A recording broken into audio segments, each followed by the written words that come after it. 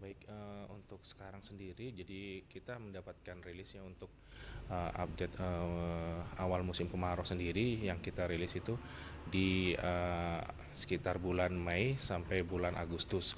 Sedangkan untuk puncak musim kemaraunya itu berada di di bulan Juli hingga Agustus.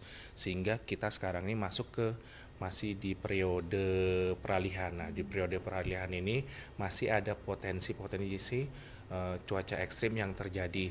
Jadi berdasarkan analisis dinamika atmosfer selama sepekan ke depan tuh jadi diamati ada terdapat Madden-Julian Oscillation di Indonesia dan juga gelombang equatorial Rossby dan gelombang Kelvin. Nah, dari dinamika atmosfer ini daerah yang memiliki potensi hujan sedang hingga lebat berada di beberapa tempat di Indonesia, mulai dari Indonesia Barat, yaitu dari sekitar Sumatera Barat, Riau, Kepulauan Riau, Jambi, Sumatera Selatan, Bengkulu, Lampung, Kepulauan Bangka Belitung, lalu Kalimantan Barat, Kalimantan Tengah, Kalimantan Timur, Kalimantan Utara, lalu di hampir seluruh provinsi di Sulawesi, dari Sulawesi Utara, Gorontalo, Sulawesi Barat, Sulawesi Tengah, Sulawesi Selatan, Sulawesi Tenggara, Maluku, Maluku Utara, lalu di provinsi Papua Barat, di Papua Barat Daya, lalu di beberapa provinsi di Papua yang lainnya. Ya baik Mas, ini untuk potensi hidrometeorologi kan ya, seperti mungkin nantinya akan ada longsor dan lain-lain. Nah mungkin dari himbauan dari pihak BMKG seperti apa sih bagi masyarakat itu agar bisa ditanggulangi? Mungkin kan kalau sekarang bisa dilihat atau dicek di situs BMKG begitu kan, tidak semua masyarakat mengunjungi situs tersebut. Nah mungkin seperti apa nih pendekatan ke masyarakatnya untuk bisa menanggulangi bencana-bencana seperti itu Mas?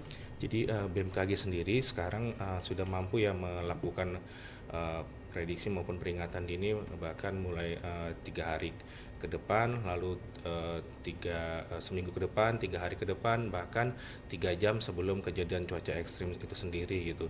Jadi kami juga bekerja sama dengan beberapa stakeholder. Jadi ketika ada potensi cuaca ekstrim itu terjadi, kita akan menyebarkannya dari beberapa kanal, baik juga dari website maupun dari kanal-kanal lain yang lainnya begitu. Oke.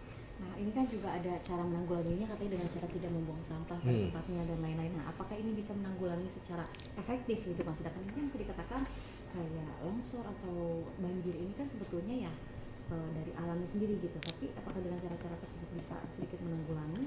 Baik, jadi membuang sampah itu salah satu apa ya, salah satu eh, upaya kita ya untuk memitigasi atau menanggulangi dampak dari bencana hidrometeorologi, karena jika kita dapat melakukan atau membuang sampah pada tempatnya dan itu tidak jadi kita bisa mencegah seperti misalnya drainase yang tersumbat ataupun tidak lancar, karena ya kita tahu ketika drainase tidak lancar maka aliran air dari air hujan itu jika tidak lancar, dan ini akan terjadi limpasan atau terjadi banjir. Hal itu dapat apa ya, melakukan supaya efektif gitu kan. Hmm.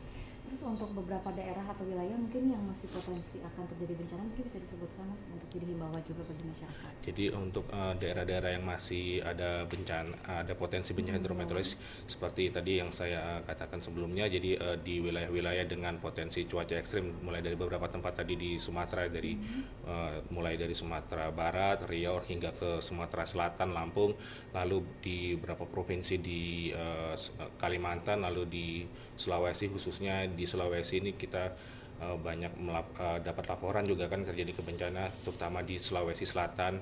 Di beberapa tempat di Sulawesi Selatan terjadi baik banjir maupun longsor, dan di daerah-daerah timur, Maluku Utara, Maluku dan Papua itu masih ada potensi. Jadi kita lihat juga apalagi kalau untuk potensi di daerah topografi tinggi itu ya ada potensi longsor kan di lereng-lereng curam, maupun kalau untuk banjir di daerah-daerah, misal daerah-daerah aliran sungai itu ya potensi. Untuk Jakarta sendiri masih tetap Kalau waspada atau Jakarta bagaimana? sendiri untuk beberapa uh, Bulan ke depan? pekan ke depan masih aman sih. Jadi kita potensi hujannya masih relatif di ringan hingga ataupun sedang. Jadi tidak ada masih belum ada potensi untuk bencana hidrometeorologi.